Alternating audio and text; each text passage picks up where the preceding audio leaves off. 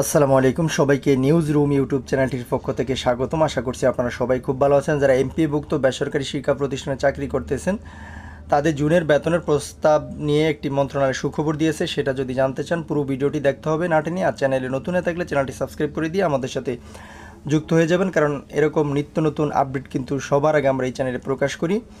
তো দেখেন, এমপিভুক্ত শিক্ষক কর্মচারীদের জুনের বেতনের প্রস্তাব মন্ত্রণালয় এই শিরোনামে দৈনিক শিক্ষা প্রকাশিত হয়েছে 1 জুলাই 2025 7:46 অর্থাৎ রিসেন্ট যে খবরটা প্রকাশিত হয়েছে সেটি এখন আপনাদের মাঝে শেয়ার করার চেষ্টা করব। আশা করি ধৈর্য সহকারে পুরো ভিডিওটির সাথে থাকবেন। এই দাফের মোট 3,79,241 জন শিক্ষক কর্মচারী রয়েছেন। অর্থাৎ প্রথম দাফে, ভালো কথা এখানে কী লেখা আছে দেখেন, 4.5 লাখ এমপিভুক্ত শিক্ষক কর্মচারী জুন মাসের প্রথম দাফের বেতন ভাতার প্রস্তাব শিক্ষা মন্ত্রণালয়ে পাঠানো হয়েছে। এই দাফের মোট 3,79,241 জন শিক্ষক কর্মচারী রয়েছেন। এর মধ্যে স্কুলের 2,91,805 জন ও কলেজের রয়েছেন 87,436 জন শিক্ষক কর্মচারী। মঙ্গলবার শিক্ষা মন্ত্রণালয় ও মাধ্যমিক উচ্চশিক্ষা অধিদপ্তরের মাওসি একাধিক সূত্র দৈনিক শিক্ষা.কমকে এই তথ্য নিশ্চিত করেছে।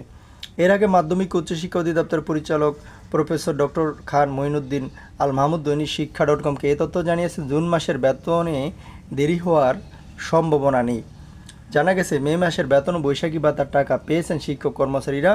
পরে ঈদুল আজহার আগে 50% উৎসব ভাতা পান তারা। ভিডিওর মাঝখানে বলবো, যারা যারা চ্যানেলটিতে নতুন, এরকম নিত্য নতুন আপডেট পেতে সবার আগে চ্যানেলটি সাবস্ক্রাইব করে আমাদের সাথে যুক্ত থাকবেন, কারণ আমরা সর্বপ্রথম আপনাদের জন্য আপডেট নিউজগুলো সবার আগে এই চ্যানেলে প্রকাশ করি। দেখেন, গত মে মাসে আরও কয়েক দাফের বকেয়া বেতনের অংশ পরিশোধ করা হয়। এর মধ্যে এপ্রিলের প্রথম দাফের মোট 3,78,907 জন শিক্ষক কর্মচারীর মধ্যে 2,91,518 জন ও কলেজের 87,389 জন শিক্ষক কর্মচারী পেয়েছেন। এছাড়া ডিসেম্বরের সপ্তম দাফের 1,242 জন শিক্ষক কর্মচারী, এর মধ্যে স্কুলের 869 ও কলেজের 373 জন শিক্ষক কর্মচারী।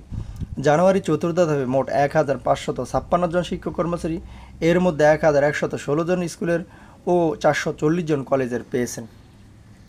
ফেব্রুয়ারি তৃতীয় দাফের আংশিক 1,573 জন শিক্ষক কর্মচারী, এর মধ্যে স্কুলের 1,127 জন ও 446 জন কলেজে ছিলেন। মার্চের দ্বিতীয় দফা আংশিক 1,573 জন শিক্ষক কর্মচারীর মধ্যে স্কুলের 1,127 ও কলেজের 446 জন শিক্ষক কর্মচারী টাকা পেয়েছেন। প্রসঙ্গত, সরকারি কর্মকর্তা কর্মচারী এফডির মাধ্যমে বেতন ভাতা পান। তবে বেসরকারি শিক্ষা প্রতিষ্ঠানে কর্মরত এমপিভুক্ত শিক্ষক কর্মচারীদের বেতন ভাতা সরকারি কোষাগার থেকে ছাড় হলেও তা রাষ্ট্রায়ত্ত 4 ব্যাংকের মাধ্যমে অ্যানালগ পদ্ধতিতে ছাড় হয়। এ অর্থ তুলতে শিক্ষকদের নানার ভোগান্তিতে পড়তে হতো। বর্তমানে এমপিভুক্ত শিক্ষকরা এফডিতে পাওয়া শুরু করেছেন। তবে অনেকেই ভোগান্তির মধ্যে পড়েছেন ইএমআই সেলে অস্থায়ী কর্মকর্তা কর্মচারীদের অবহেলা, উপজেলা জেলা শিক্ষার্থীদের অফিসারদের গাফিলতিতে। তা আশা করি বুঝতে পেরেছেন। পরবর্তী নিউজ দেখার আমন্ত্রণ জানিয়ে এ পর্যন্ত শেষ করলাম। আসসালামু আলাইকুম।